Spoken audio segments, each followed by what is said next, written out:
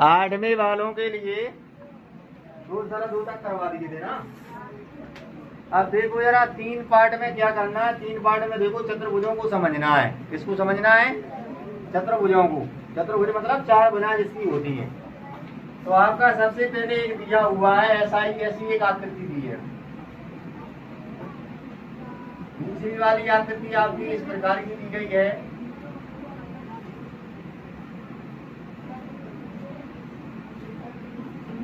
तीसरी वाली आकृति आपकी इस प्रकार की दी गई है। चौथी आकृति आपकी ऐसी दी गई है।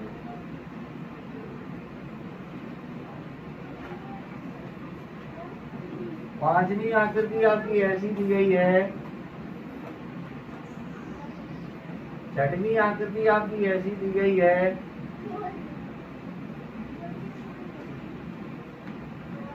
अच्छा 2 और छूट गई, चौथी अलग थी। एक ऐसी वाली दी गई थी और एक आपकी दी गई है इस प्रकार की। दिख रहा है ना। अब बेटा क्वेश्चन है आपका, पहले में कह रहा है साधारण वक्र। कौन सा वक्र?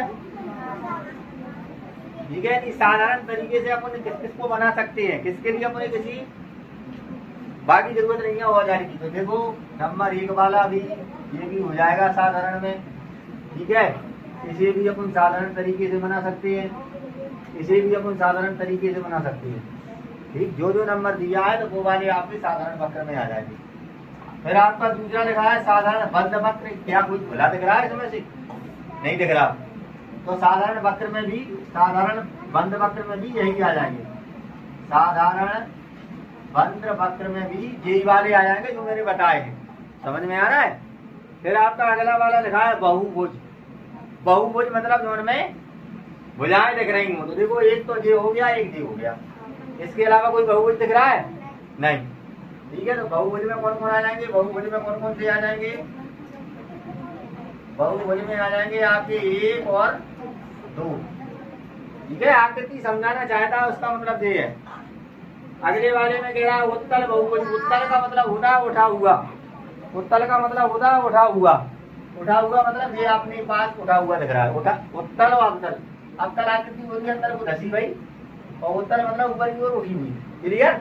जो ऊपर उठी हुई दिखाई दे वो वही उत्तल, और जो अंदर को धसी हुई वो क्या कहलाती है? अवतल। तो उत्तल में आ जाएगी अपनी दूसरे नंबर वाली। ठीक है, अवतल बहुभुज कह रहा है। अवतल बहुभुज हो जाएगा। ठीक, घुसा हुआ है अंदर को, धसा हुआ है। दिख रहा है? क्लियर? ये आकृति हुई। अब अगला क्वेश्चन दिया है 3 भुजाओं वाला। 3 भुजाओं से कौन सी आकृति आएगी? तो उसका नाम लगना है त्रिभुज। 3 भुजाओं से क्या बनेगा? त्रिभुज। फिर कह रहा है 4 भुजाएं, तो 4 भुजाओं से बनेगा बेटा चतुर्भुज। क्या बन जाएगा? और 6 भुजाओं से बन जाएगा षटभुज। क्लियर है? ये निपट गई आपकी 3.1। अब 3.2 में देखो सवाल कैसे आएगा वो आप देख लीजिए। कोई भी आकृति मिलेगी उसमें आपको मिलेगा। जैसे देखो एग्जाम्पल में दिया हुआ एक सवाल, एग्जाम्पल के सवाल आपकी परीक्षा में आ जाते हैं। आप लोग कर लिया करो, जो ना आया करे पूछ लिया करो, क्योंकि एग्जाम्पल का तो हल उसमें गणित में दिया रहता है। एग्जाम्पल का हल काय में दिया रहता है? गणित में दिया रहता है। यदि आपको फिर भी उसकी कैलकुलेशन ना आया करे तो पूछ लिया करो। इस प्रकार की आकृति दी है बेटा। यहाँ दिया 110, यहाँ दे रखा है उन्होंने 50 डिग्री, यहाँ दे रखा है 90 डिग्री। ये वाला ठीक है बेटा। वैसे अपन को ज्ञात करना है, इसको अपन को ज्ञात करना है। किसी भी प्रकार से ज्ञात कर लो, जैसे करना हो वैसे हो जाएगा। आप अपने दिमाग से आराम से कर सकते हो। कैसे कर सकते हैं वो वाली चीज समझ लो। इसके लिए या तो अपन ये कर लें, या तो अपने पता है चतुर्भुज के चारों अंतः कोणों का योग। देखो नोट करने वाली बातें हैं, ये बातें याद रखेगा बिल्कुल मौके। मैं जो मेन चीज बता रहा हूँ उसे याद रखना आप पर। सबसे पहली चीज है, नीचे आएगा थोड़ा, नीचे देखो क्या आएगा आप देख लीजिए। नंबर 1 में लिखना है त्रिभुज के तीनों अंतः कोणों का योग 180 डिग्री होता है। कितना होता है बेटा? यानी जो भी त्रिभुज अपने पास बना हुआ है, मान लो जी मैंने बना दिया, इसके जो तीनों अंतः कोण जो हो जाएंगे अंदर वाले, इसका कितना आएगा? 180 डिग्री आएगा। और फिर अंदर क्या लिखा हुआ है, आगे अपने को दूसरी बात याद रखना है, चतुर्भुज की चारों अंतः कोणों का योग 360 डिग्री होता है। ठीक है, एक फॉर्मूला होता है, याद रखना, 180 गुणा 180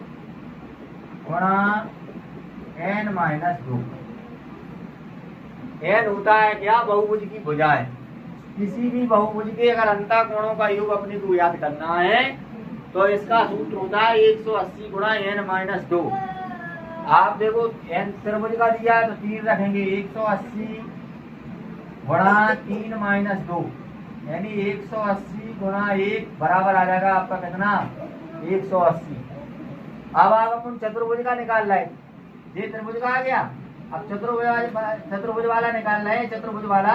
तो उसमें देखो बेटा क्या लिखना है, 180 गुणा यानी की जगह 4 रखेंगे, 4-2 कितना आ जाएगा, 180 गुणा 2 बराबर 360।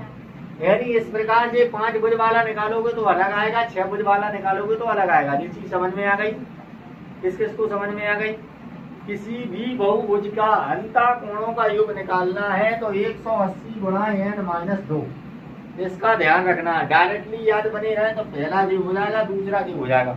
अब हमें लिखिए अष्टभुज के अंतः कोणों का योग कितना होगा, कैसे निकालोगे बेटा, अपनी बात फॉर्मूला है ना, अष्टभुज माने n का मान 8, तो क्या रख देंगे, अष्टभुज का निकालना है तो 180 गुणा 8-2 180 गुणा 6 और 18 चिक्का कितने होते, 108 यानी 1080 आ जाएगा। समझ में आ गया, समझ में आ गया कि नहीं आ गया।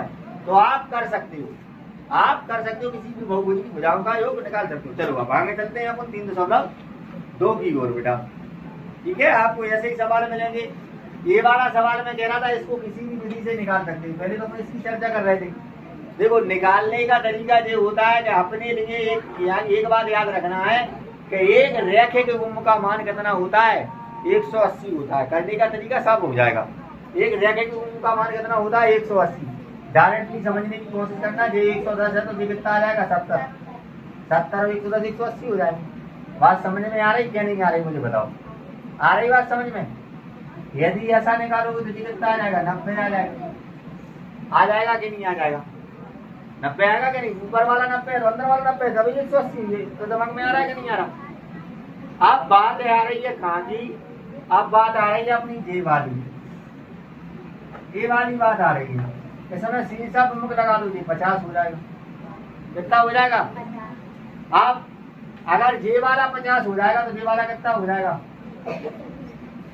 130। अब का देखा दो जोड़ लो, 2 से होगा 290, करना कितना है, 360। कितना करना है, अपन कर सकते। कितना आ जाएगा, 360 में से कितने घटाना है, 290। 360 माइनस 290 कितने आ जाएंगे, 70। यानी जी वाला कितना आ गया, जैसे मैं घर रेखे को लगा लेंगे, 70 धन x बराबर कितना आने चाहिए, 180 आने चाहिए क्या नहीं आने चाहिए। देखो रेखे के गुण का मतलब एक रेखा का मान, कितने डिग्री का कोण बना है, 180। तो इसीलिए तो बोल ले रहे हैं, जैसे अपन ने जागना है 70 निकालना, तो सूदो कोण बन रहा हो कि नहीं बन रहा हो। जागना है तो 70 आएगा और जो पूरा 180 हो रहा हो तो 180 में 70 घटाएंगे, आ जाएगा कितना आ जाएगा, 110। एक तो विधि हो गई शॉर्टकट जी वाली। ठीक है, और अपने लिए सवाल की मेथड के हिसाब से करना है तो कैसे करना है वो वाली चीज समझ लो। ऐसे ही उन्होंने करो है, ऐसे ही उन्होंने किया है। अब उन्होंने देखो क्या किया है, उन्होंने कहा है कि बहुभुज के बाह्य कोणों का योग, ये याद रख लो, बहुभुज के बाह्य कोणों का योग 360 होता है। बहुभुज के बाहरी कोणों का योग कितना होता है, 360। तो यहाँ पर अपने ये वाले नियम फॉलो नहीं करना है, ना जी लगाना है, ना जी लगाना है, ना जी लगाना है, ना जी लगाना है, ना जी लगाना है। अब अपन क्या लगाएंगे, अपन लगाएंगे बहुभुज के बाह्य कोणों का योग बराबर होता है बेटा 360 डिग्री। अब ध्यान रखना, चतुर्भुज हो, त्रिभुज हो, 5 भुज हो, 6 भुज हो, 7 भुज हो, 8 भुज हो, क्योंकि वो बाहर का कोण पूछ रहा है तो बाहर के कोणों का योग 360 होता है। 360 में से घटाने के बाद निकाल लेंगे। 3 ही जाए या नहीं जाए, चौथा वाला अपने को निकालना है। तो यहाँ पर ऐसा करेंगे तो क्या लगाएंगे 110 धन की 50 धन की 90 धन की कितनी x बराबर कितना आ जाएगा 360।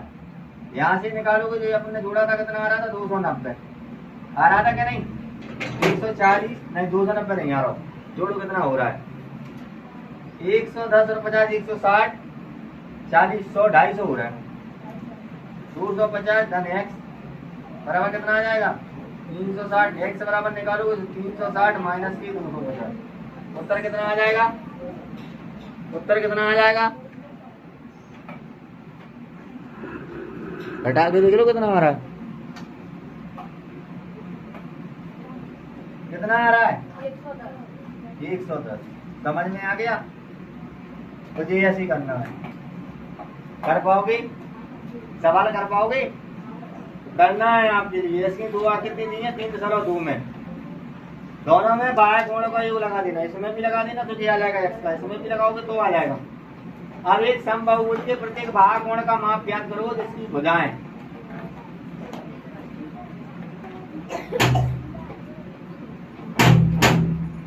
ठीक है निकाल लेना।